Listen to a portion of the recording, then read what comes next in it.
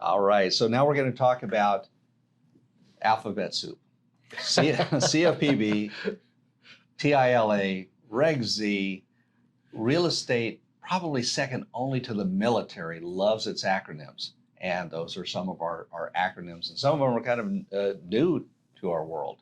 So Bill, tell us a little bit about maybe some of the changes that happened. The acronym CYA, right? Exactly. But there's so many things that have come into play, over the last few years. And it's really to try and protect the consumer from getting damaged and hurt and all that. And because it was such a big meltdown in 2008 and that time period happened, they obviously, I think some of it's overboard, but a lot of it is to really try and protect the consumer, that things get done. I mean, the CFPB, Consumer Finance Protection Bureau, came in really to try and protect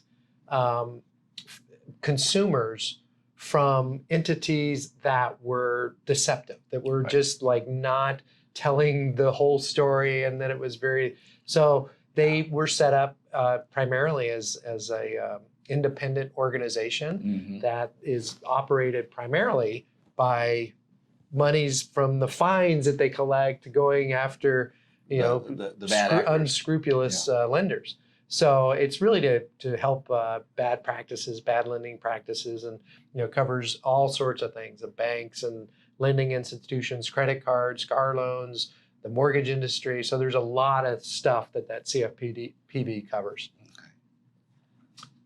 And Truth in Lending Act and TILA. TILA is specific, or more specific, to the mortgage side. Okay.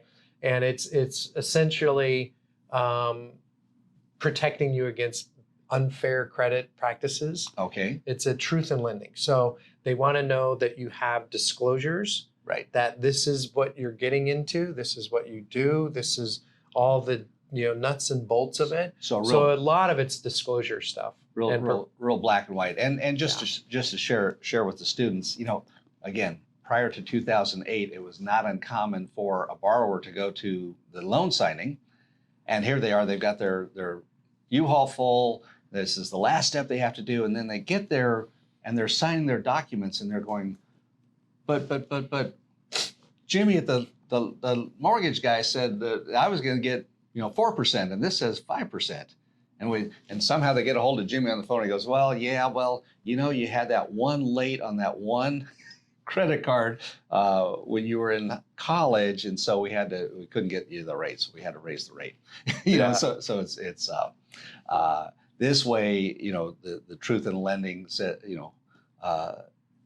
if they tell you that on day 3 of the loan, within like 3 days, then it's got to be within that close to what they give you at the end. There's no big changes that come out, right? Yeah, it's basically a breakdown of the cost, what you're getting into.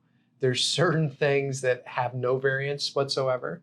There's some things that have, like, from a mortgage standpoint, we cannot vary. If we've quoted you a fee and there's not a change of circumstance, then the fees that we quote you have to be done. It's on a loan estimate, and we'll talk a little bit more about that. That later. Okay, good. But so it allows you and the consumer to shop for the mortgage.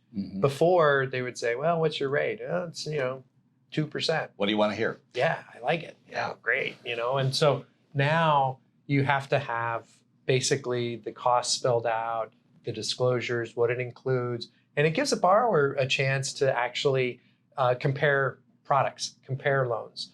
And that was the hard part before, is that it was like, what's your rate? Well, it's 3%. What's your rate? Well, it's 3.5%. Well, I like the 3% rate better.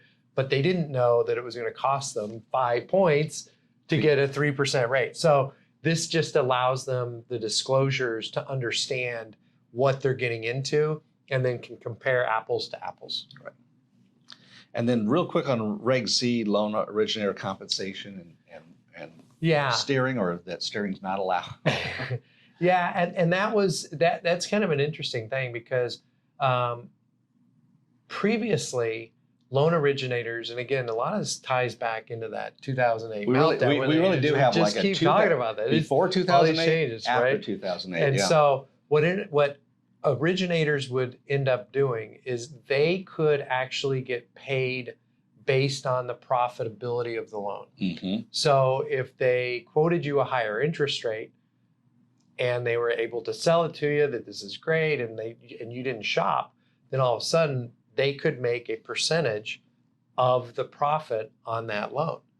And so there were some really bad apples in the industry that were making a lot of money that they shouldn't have been making.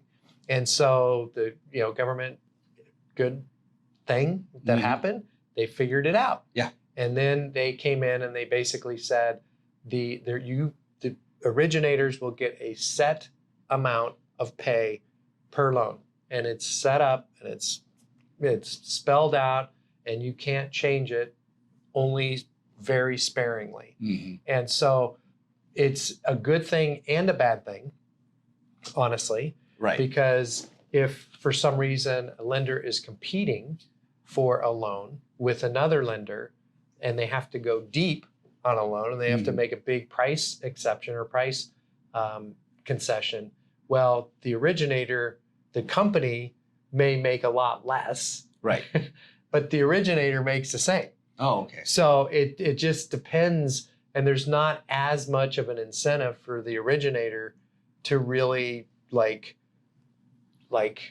be more of a salesperson. Right. They're like, I'm going to get my pay no matter what. So I just want to get the loan in. Yeah. So again, it's also created a lot more equity between borrow A, borrow B, and borrow C. They're all going to the same pond with the same rules, and whether it's taking advantage of someone, whether it's hey, this type of borrower, I charge them more and I make more, but this, so there's you get away from that. So more people are getting closer to a fair shake on financing. exactly. Yeah.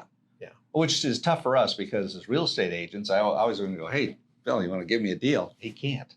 It's set. I mean, Kevin, it is what it is. I can't do too much. It comes down to the company may not make any money, but so we just have to figure out that medium. But it's a good thing because there were definitely originators that were charging way too high an interest rate.